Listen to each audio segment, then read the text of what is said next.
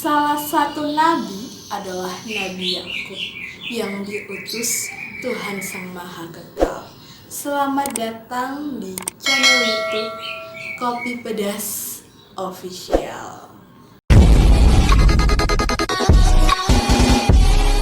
Kopi hitam terasa pahit, kalau pedas ya sambal terasi.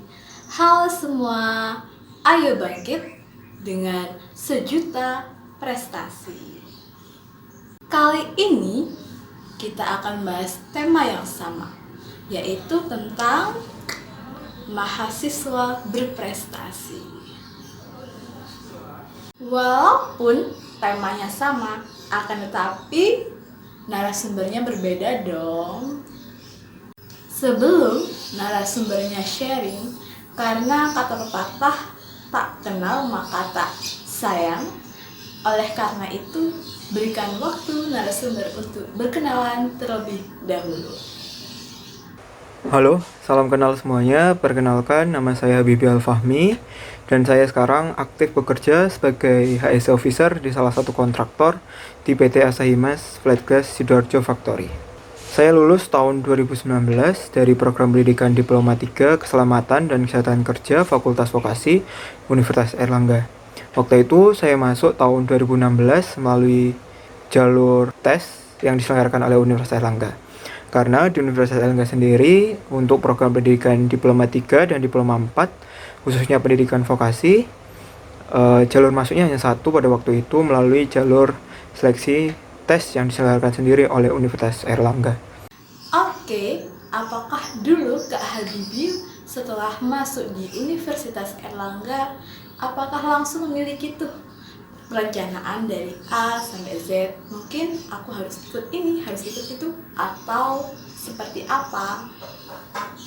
Ketika semasa saya SMA mau lulus, saya berpikiran bahwa ketika nanti saya saat kuliah ataupun menjadi mahasiswa, saya ingin lebih aktif di kegiatan akademis. Karena pada waktu saya SMA, sebagian besar aktivitas atau kegiatan yang saya ikuti itu lebih banyak di kegiatan non-akademis, yaitu terutama di bidang organisasi maupun kepemimpinan. Nah, untuk pada saat mahasiswa baru, kan dituntut menyeimbangkan antara hard skill dan soft skill. Dan di situ mulai banyak kegiatan-kegiatan yang ditawarkan baik di tingkat fakultas maupun universitas kepada mahasiswa baru untuk mengenal atau menggali potensi yang ada di dirinya masing-masing.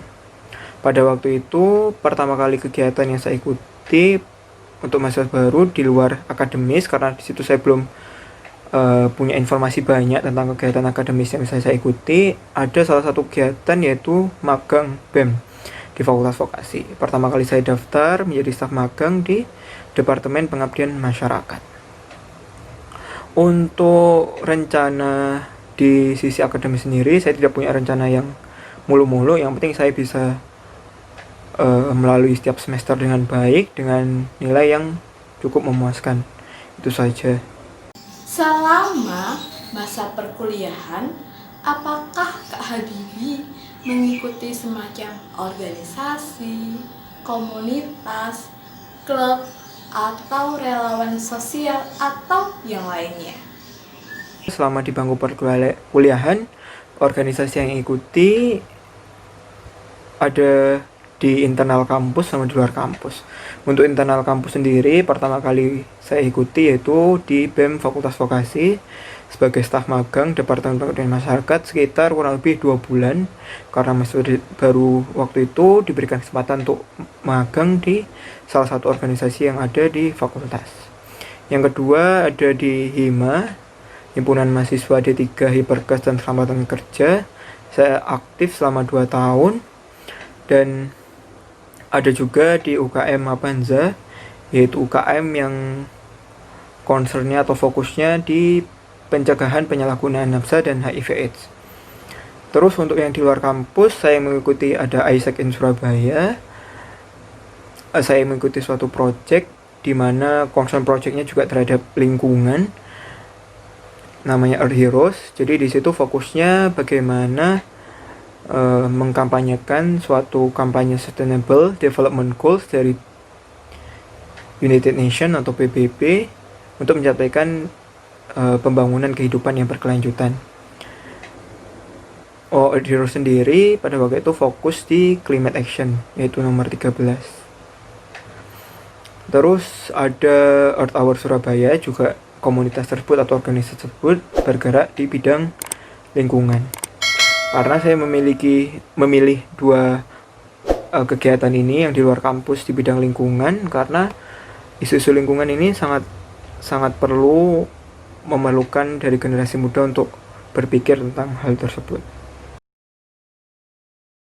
Untuk prestasi pertama kalinya, nah di luar dari kegiatan yang sebutkan tadi, saya juga pernah mengikuti kegiatan ilmiah. Nah, di sini salah satu prestasi yang saya dapatkan pertama kali, pada awalnya itu juga nggak serius banget gitu untuk mencoba membuat karya ilmiah bersama teman saya satu grup juga di bidang lingkungan. Pada waktu itu saya mengikuti karya tulis ilmiah dan poster dengan dua tim yang berbeda. Untuk karya tulis dan poster yang disebut, alhamdulillah finalis dan berkesempatan untuk mempresentasikan hasil karya tersebut bersama dengan teman-teman mahasiswa lain se-nasional di Universitas Airlangga. Karena penyelenggaranya itu dari BEM UNER sendiri. Lalu, untuk prestasi berikutnya, apa saja yang telah didapatkan oleh Kak Habibie? Saya lebih banyak aktif di kegiatan organisasi dan kepemimpinan pada kenyataannya sering berjalannya waktu, karena saya suka berkumpul dengan orang, suka bersosialisasi, suka untuk bekerja sama dalam tim, lebih pengen punya banyak teman pada saat saya perkuliahan, karena pentingnya channel nanti juga berperan penting ketika nanti sudah lulus kuliah. Prestasi berikutnya juga yang kedua, menjadi salah satu finalis di Duta Fakultas Vokasi tahun 2017. Nah, dan prestasi lainnya mungkin ya lebih banyak aktif di kegiatan organisasi tersebut. Dari semua prestasi, tentunya nih ada motivasi atau alasan apa yang membuat Kak Habibie untuk berjuang mendapatkan semua prestasi tersebut. Hal-hal yang memotivasi saya ketika untuk mencapai prestasi tersebut yaitu gimana caranya mengenali potensi yang ada di dalam diri saya sendiri. Selain dari saya suka berteman dengan banyak orang dan sebagainya, motivasi tersebut saya itu saya pengen mencari pengalaman, mendapatkan suatu hal yang baru, ya hal yang belum pernah saya lakukan sebelumnya, dimana itu menjadi kayak sebuah tantangan gitu, dan tantangan tersebut menjadi pengalaman atau bekal ke depannya. Selain dari diri saya sendiri, juga dari orang tua, karena dukungan yang penting juga dari orang tua. Untuk orang tua saya selalu berpesan, apapun yang kamu lakukan selama positif itu silakan dilakukan. Dan tak lepas juga dari lingkungan teman-teman saya selama di kampus. Karena saya juga kegiatannya banyak di kegiatan organisasi, maka sebagian besar teman-teman saya itu pun juga mendukung banyak gitu, aktif kegiatan sana sini, sehingga saya pun terbawa gitu untuk mengikuti hal yang sama ataupun mencoba hal yang baru di luar kehidupan mahasiswa, yaitu belajar di dalam kelas, praktikum dan sebagainya. Kesan atau mungkin pelajaran apa yang dapat dipetik selama kuliah dan tentunya dapat berguna dalam kehidupan bermasyarakat? Kesan selama kuliah itu ya yang pasti masa-masa kuliah itu lebih banyak tantangan, berbeda sama SMA. Kita diminta harus mandiri, menentukan apa-apa sendiri dan bertanggung jawab apa yang sudah menjadi pilihan kita.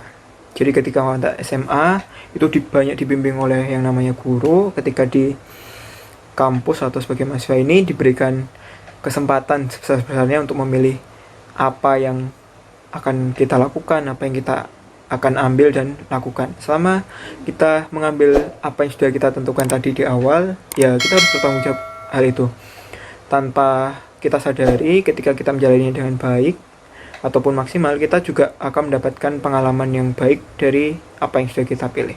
Misal, contohnya saya lebih banyak di kegiatan organisasi ataupun kerja tim untuk mengadakan suatu program kerja atau project semisal acara gitu.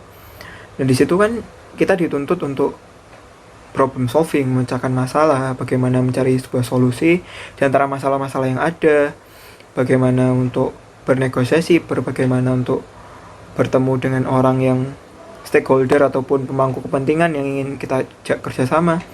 Dan dari situ saya pun lebih mampu meningkatkan kemampuan saya untuk bersosialisasi, bernegosiasi, ataupun percaya diri untuk menghadapi orang di depan saya. Untuk harapan dari Kak Habibie sendiri ke depannya ingin seperti apa atau mungkin bagaimana? Selanjutnya, harapan kedepannya untuk diri sendiri, yang pertama tetap mengasah minat ataupun bakat atau potensi yang ada dalam diri saya. Semasa saya bekerja di sini juga menghadapi banyak tantangan. Semoga dengan adanya tantangan tersebut, saya bisa menambah pengalaman yang berharga untuk ke jenjang kerja selanjutnya. Harapan selanjutnya semoga tetap diberikan kelancaran dan bisa banyak membawa manfaat bagi banyak orang, terutama pada bidang saya kerja di sini, bisa membawa manfaat kepada pelaksanaan K3 di tempat saya bekerja. Yang terakhir nih, apakah pesan yang mungkin dapat disampaikan oleh Kak Habibie kepada teman-teman yang masih berjuang menjadi seorang mahasiswa? Pesan saya, pengalaman saya juga masih belum banyak, masih sedikit dan masih perlu banyak belajar. Karena sejatinya semasa kita hidup itu dimana tempat kita harus belajar dan mengeksplor diri, mencari pengalaman dan sebagainya. Ketika mahasiswa, pertama kali jangan pernah takut untuk memilih suatu kegiatan yang selama kegiatan itu positif. Saya yakin kalau kegiatan yang kita ikuti itu positif, juga akan membawakan dampak atau pengalaman yang positif juga pada diri kita, entah dari sisi pengalaman atau dari sisi skill yang kita miliki, mengasah soft skill untuk bersosialisasi dan sebagainya. Dan bagi kalian yang masih mahasiswa, jangan takut untuk menentukan suatu pilihan, dan ketika sudah memilih hal tersebut, kita juga harus bertanggung jawab terhadap pilihan tersebut, karena mahasiswa pun dituntut untuk mandiri dan mempunyai pemikiran yang lebih luas daripada kita pada waktu SMA. Tetap berkarya yang positif. Selama kegiatan tersebut positif, ikuti selama itu sesuai dengan passion kamu.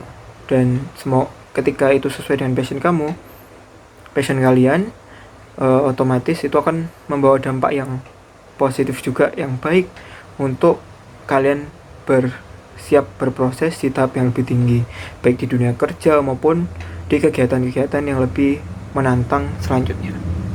Baiklah teman-teman, dari sharing yang disampaikan oleh Kak Habibie tentunya bahwa setiap orang, setiap mahasiswa dan setiap manusia yang selama hidupnya masih bisa bernafas nih, tentunya dapat menjadi seorang yang dapat berprestasi.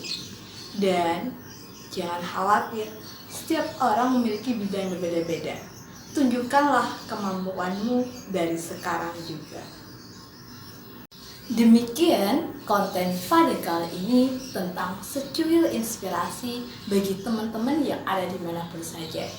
Dan semoga memiliki manfaat untuk kehidupan teman-teman juga. Jangan lupa subscribe, like, comment, and share di media sosial manapun. Terima kasih sudah menonton dan sampai jumpa di konten-konten berikutnya. See you next time.